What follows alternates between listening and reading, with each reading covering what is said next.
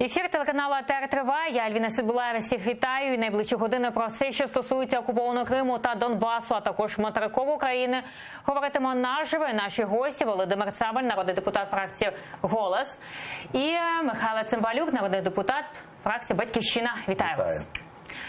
І на зустрічі тристоронньої контактної групи в Мінську було підписано так звану формулу Штайнмаєра. На брифінгу президент Зеленський пояснив, у чому ця формула полягає. Це одне, в принципі, два речення. Ось і все. Що це таке?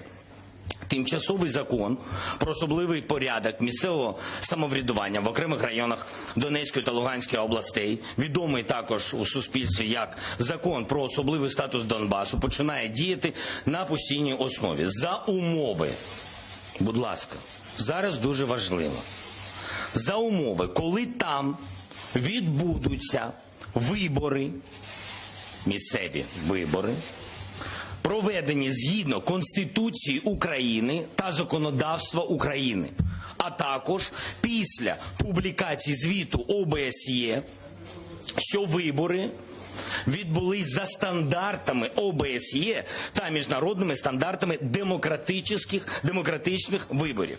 Це означає, шановні журналісти і наші глядачі, що ніяких виборів під дулом кулеметів не буде і не може бути. І ще дуже важливий момент. Закон про особливий статус Донбасу діє, ви знаєте, що він діє до 31 грудня 2019 року. Буде новий закон, який розроблятиме парламент у тісній співпраці та публічному обговоренні з суспільством. І в цьому новому законі не буде перейдено жодної червоної лінії. Саме тому немає і не буде ніколи ніякої капітуляції. Ніякої. Ось ми почули Володимира Зеленського. Як вважаєте, що насправді побачать українці? Я хотів би сказати, що цей день має шанс війти як 1 жовтня в новітню історію України. Але який день, чи світлий і початок розв'язання цього конфлікту, що, не дай Бог, аж страшно думати. Через те ми знали, як парламентарі, що 2 тижні назад в Мінську відбувалися непрості перемовини, і тоді представники України не підписали жодних документів. Ми зараз продовжимо, і з нами на зв'язку Георгій Тука, заступник міністра тимчасово окупованих територій 2016-2019 роках. Вітаємо вас, пан Георгій. Добрий вечір. Ви вже чули, мабуть, про формулу Штайнмаєра і дивилися Зеленського. Як гадаєте, як буде, і що ми побачимо з цієї формули, і що побачать українці взагалі?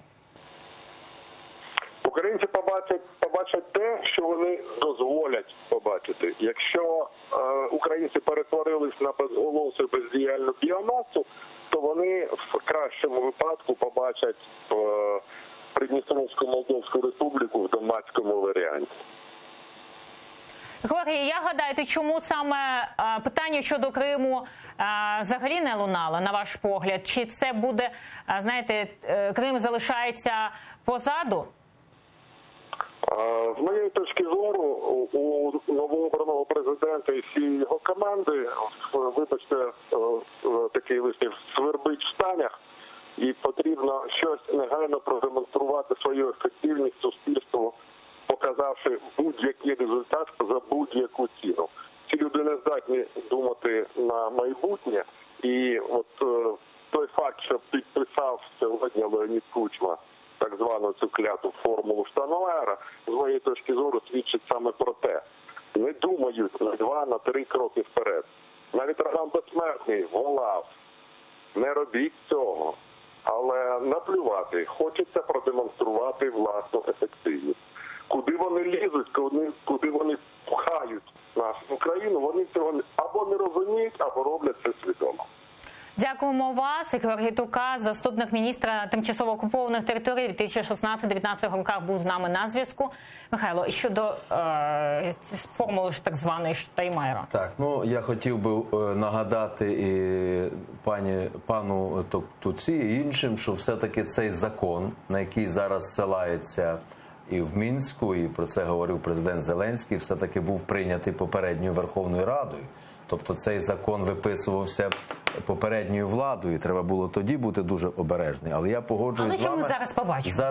Зараз ми хочемо побачити, де там Крим і що це за умови.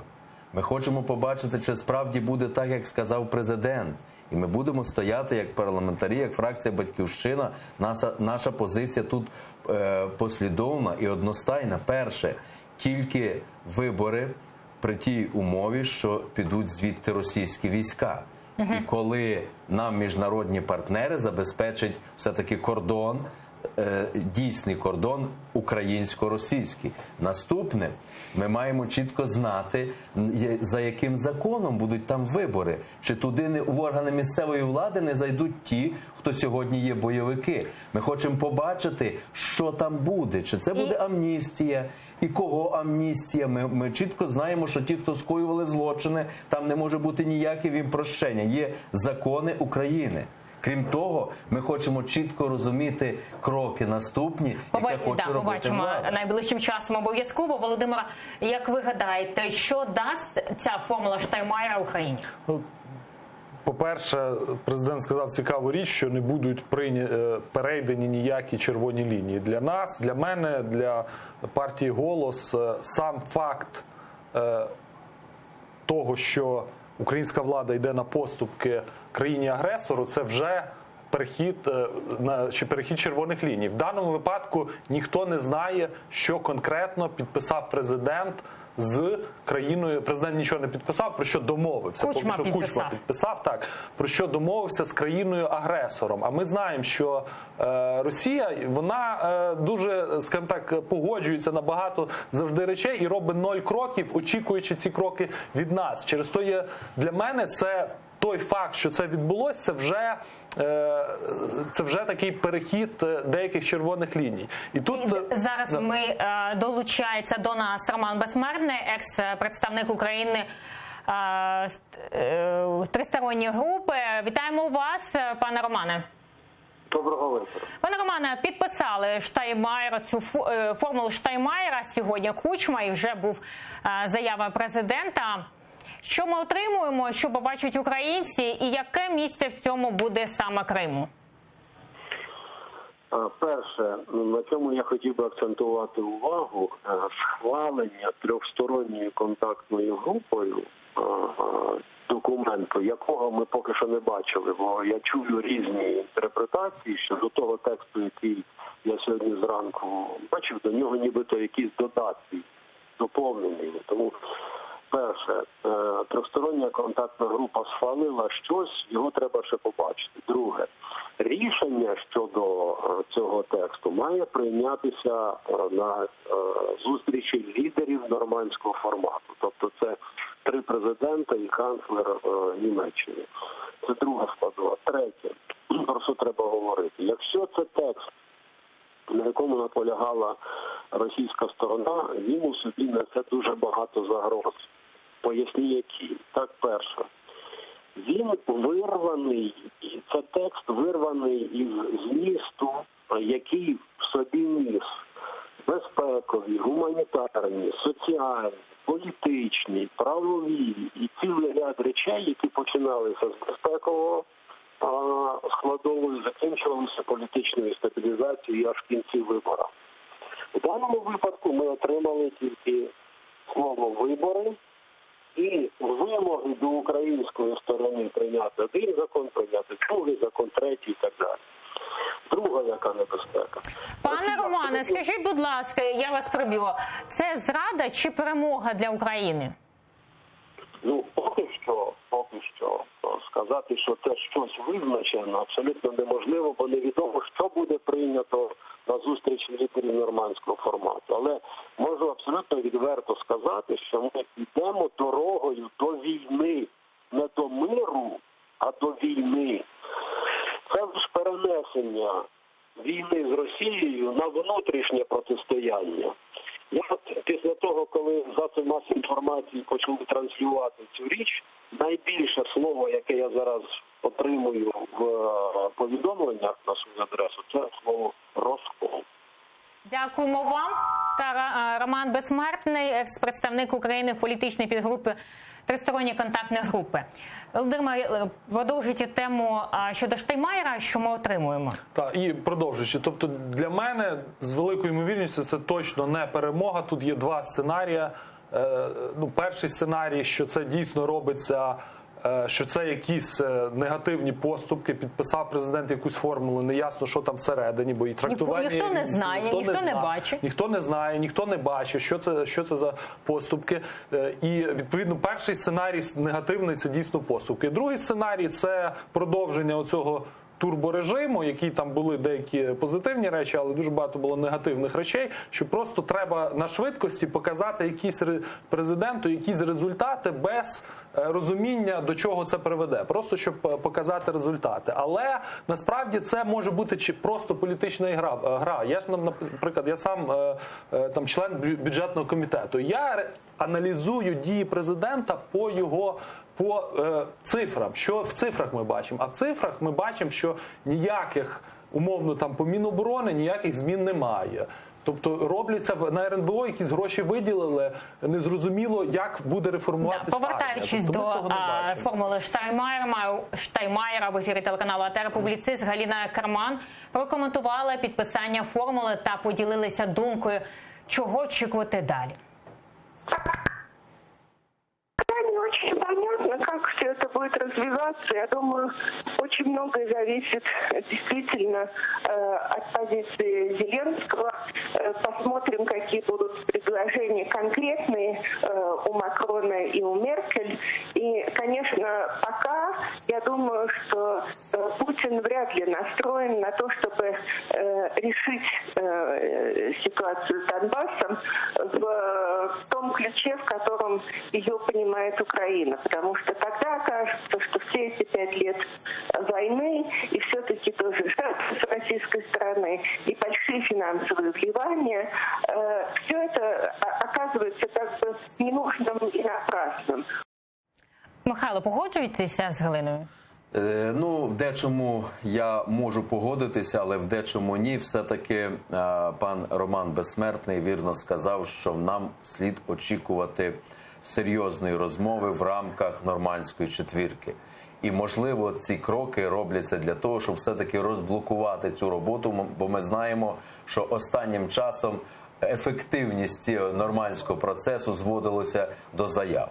Президент Зеленський ще оголосив, що все-таки в Мінську домовилися про обмін військовополоненими і тими, хто відбуває покарання. Дай Боже, щоб все-таки розпочали з цього. Але надзвичайно важливо, щоб тут, про які ми багато говоримо про червоні лінії, я вважаю, що червоні лінії мають бути ті, щоб українське суспільство знало те, що може знати. Бо дипломатія – це річ дуже тонка. І не завжди, озвучуючи всі перемовини або всі нюанси, ми можемо досягнути результату. Але однозначно ми хочемо почути, як парламентарі, від керівництва держави, що це червоні лінії, де тут Крим, де тут Донбас і в якому і хто ОБСЄ. Ми знаємо діяльність ОБСЄ ці всі більше вже 4 років.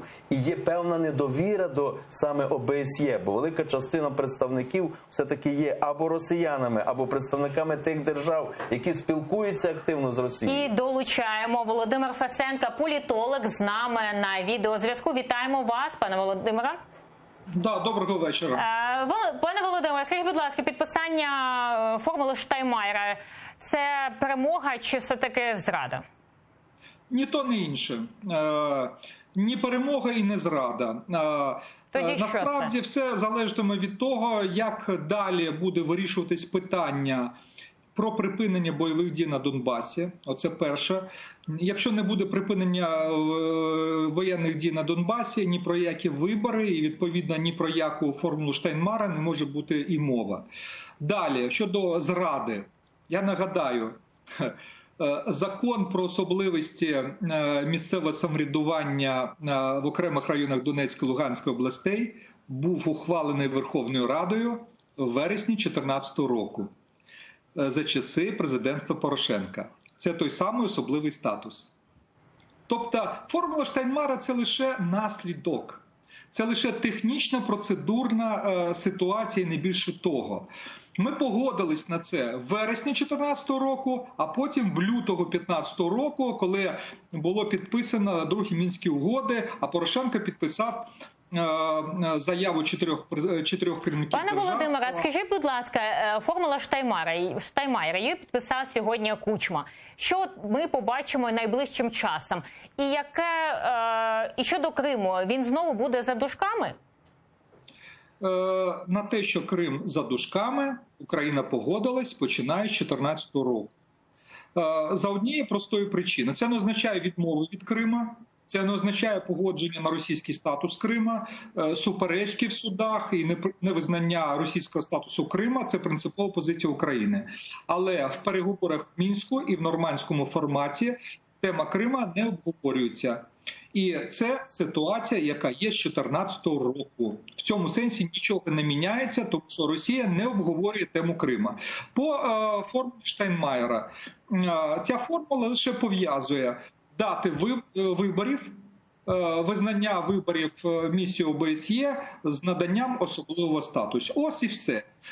Але коли ці вибори відбудуться, яким чином, все це залежно спочатку від того, чи вдасться припинити бойові дії на Донбасі, по-друге, чи вдасться узгодити те, яким чином будуть проводитись ці вибори на Донбасі. Поки цих питань не вирішено. Дякуємо вам. Володимир Фесенко, політолог, був з нами на відеозв'язку. І на зустрічі тристоронньої контактної групи в Мінську також домовились про розведення військ у Петрівському та Золотому. Про це розповів президент. Було досягнуто домовленості про початок розведення військ. Теж всіх вітаю з початком. Дуже віримо в це. Розведення військ у Петрівському та Золотому.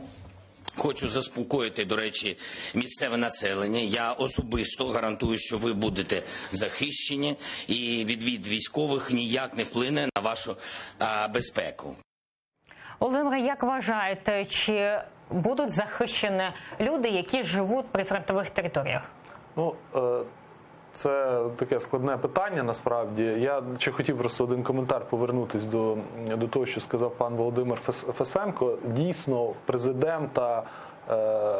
президент повторив те, що зробила попередня влада, але навіщо він це повторяв? В нього була унікальна можливість зробити перезапуск питання звільнення окупованих територій. І була можливість з першої своєї дії намагатись внести Крим в рівняння. Бо як тільки перший крок ти визнаєш те, що зробила попередня влада, що вони якось розділили ці два питання, ти першим кроком, підписуючи будь-яку річ, це визнаєш, все, далі всі наступні кроки, знову буде все продовжуватися, як було до того. Так, це складно, напевно, буде об'єднати ці два питання, але президент бачив, що йде по тим крокам, які дійсно робила попередня влада, він йде кроками політичних якихось переваг, а не кроками складними, які, може, не такі будуть політично вигідними, але більш правильні для повернення територіальної цілісності України. А по питанню забезпечення, там буде все залежати від того, що там дійсно домовились. Цього ніхто не знає. Я не знаю, які там домовленості. Ми, надіюсь, завтра... Але вірити в Росії все ж таки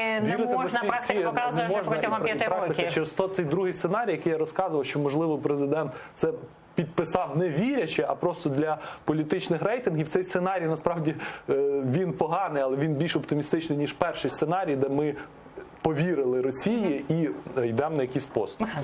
Я щиро вірю, що справді ці угоди, ті доповнення, про які ми ще не знаємо, підписані на українських умовах. Я знаю, що президент Кучма є надзвичайно сильний перемовник.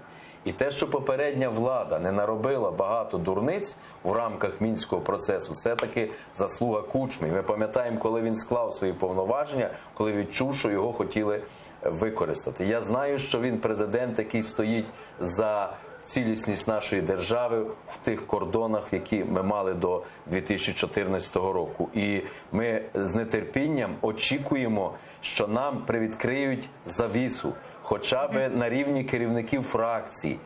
для того, що відбувається і яким шляхом ми рухаємося. Я хочу вірити, що президент Зеленський, який повернувся з Сполучених Штатів Америки, все-таки отримав там підтримку від президента Сполучених Штатів в тому процесі, в якому ми зараз є. До речі, ми вимагали раніше завершити той мінський процес, який вже виконав свої умови, повернутися до Будапештського меморандуму, де є Сполучені Штати, Велика Британія.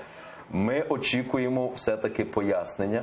І я думаю, що завтра парламентський день сесійний розпочнеться саме з таких запитань до спікера і до керівництва держави. І зараз біля Офісу президента наша кореспондентка Мілена Меді. Мілена, вітаю вас. Скажіть, будь ласка, що відбувається зараз? Знаємо, що там акція. Розкажіть, будь ласка. Зв'язок, на жаль, поганий. Питання я не розчула. Отже, під Офісом президента розпочалася акція близько 45 хвилин тому. Тут зібралися з 2-3 десятки прихильників партії «Свобода», в тому числі Олег Тягнибок теж тут наразі знаходиться. І також десь півсотні з Національного корпусу. Бачите, вони навіть взяли біле полотно, написали на ньому чорним та червоними кольорами «Ні капітуляції». Зараз от біля Офісу президента закликають, щоб президент Володимир Зеленський сказав конкретніше, що таке формула Штайнмаєра і чи не віддамо ми таким чином окуповані землі. Також під'їзд до Офісу президента контролює поліція, керують усім цим процесом і не дають нікому зайти всередину, що логічно. Акція продовжується, я залишаюся тут і інформуватиму вас про найцікавіше. Бачите, дякуємо, Мілена Меді. Вийде на сцену і буде закликати президента пояснити, що таке формула Штайнмаєра. Ельвіна. Дякую. Мілена Меді була з нами на зв'язку саме з Офісу президента. Ось ви бачите, що люди обурені і вони переживають, що все ж таки буде капітуляція. Що ви думаєте з цього приводу?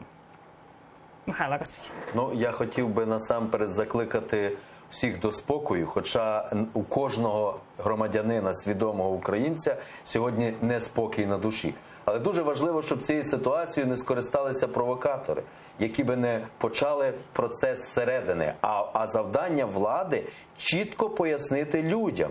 І тоді знімуться ці всі питання. Згідно закону, кожен має право висловлювати свою позицію, але дуже важливо, щоб тут не були перейдені червоні лінії. Бо справді в державі велика кількість зброї на руках.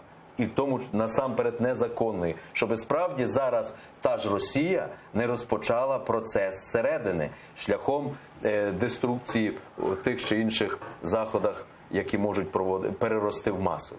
І ось президент Франції Еммануель Макрон закликав до подальшого виконання мінських домовленостей шляхом реалізації формули Штайнмаєра. Про це Макрон сказав під час виступу на сесії Пар'є.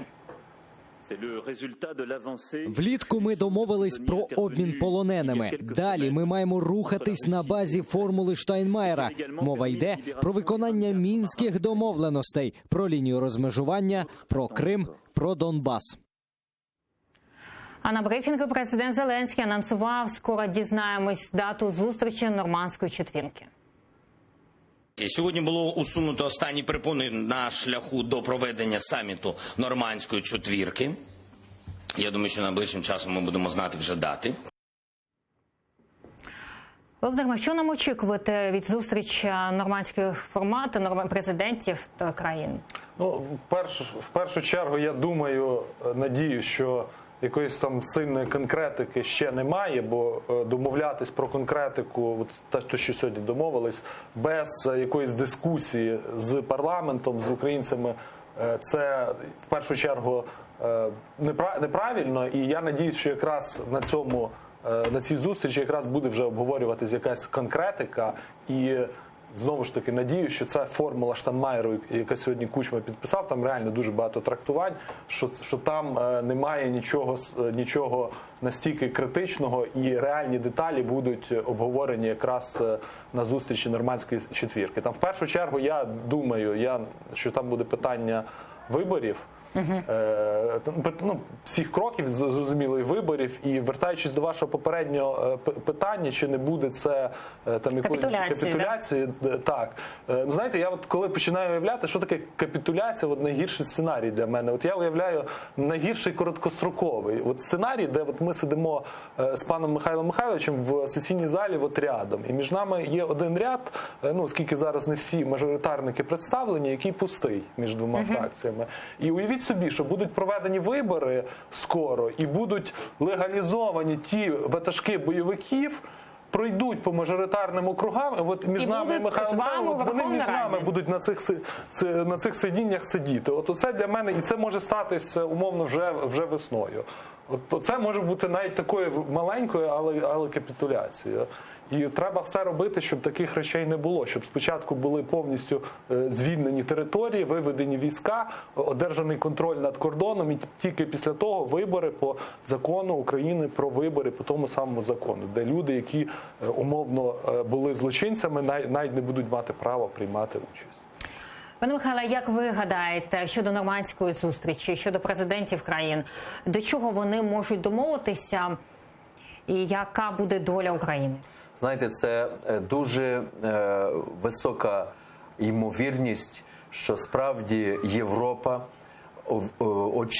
відчуваючи втому від українського питання, хоче чим швидше від нього здихатись. Це є дуже велика небезпека, щоб справді Європа, яка все-таки торгує з Росією, як і попередня українська влада, і навіть теперішня торгує, вони хочуть якимось чином домовитись. Тут дуже важливо, щоб наша українська влада чітко стала на проукраїнських позиціях. Я погоджуюсь з колегою, що вибори мають відбутися тільки за українським законодавством.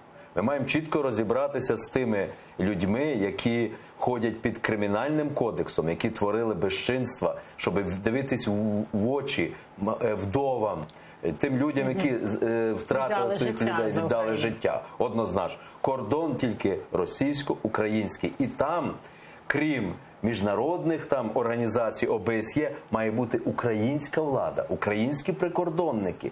Ми маємо створити тимчасову владу на непідконтрольних сьогодні територіях. Там мають зайти українські правоохоронці, які будуть займатися роботою. Це справа не одного місяця. І тільки після того місцеві вибори. Насамперед місцеві вибори. Це дуже важливо і це чутлива річ. Ми маємо врахувати, а як повернуться ті люди, які з тих чи інших причин покинули ту територію. Де буде ситуація економічна, як її вирішувати. І ми маємо розуміти, що велика частина тих же ж бойовиків може перейти сюди. А чи, останнє питання, ефір закінчується, чи не побачимо ми це, як сталося це з Придністров'ям? З цією формулою Штайнмайєра, як гадаєте? Я вважаю, що ні. Тому що українське суспільство сьогодні настільки наелектризований, і рівень його зріс на такий вже щабель, що це народ України не дозволить. Дуже важливо, щоб тут нас не розділили і не спровокували процес федералізації, бо цього хоче Росія. Я впевнений, що український народ мудрий, спокійний, і ми це переживемо і будемо чітко контролювати владу. Президент Зеленський обіцяв перед виборами народовладдя. Народовладдя – це тоді, коли ми маємо право вирішувати. Не як народні депутати, а саме громадяни України. Так як з землею ми кажемо, давайте це питання на референдумі. Чомусь це не хочуть слухати. Пан Володимире, хотілося вашу думку почути щодо ймовірності дій, яка сталася саме з Придністров'ям. Я погоджуюсь, що українське суспільство цього не допустить. Навіть зараз вже видно, пройшло всього 1,5 години, і вже люди вже зібрались.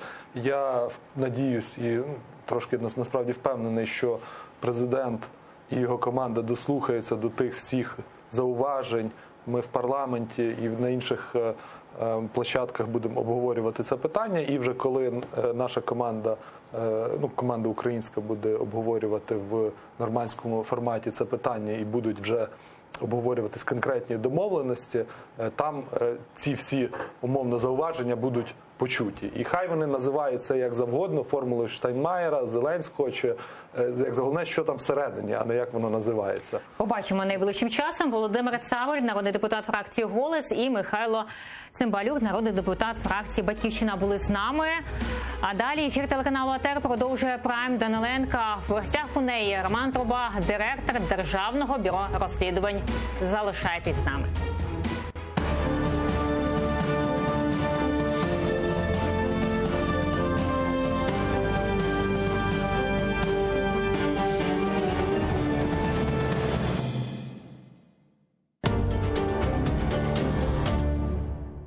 Конец 80-х годов 20-го столетия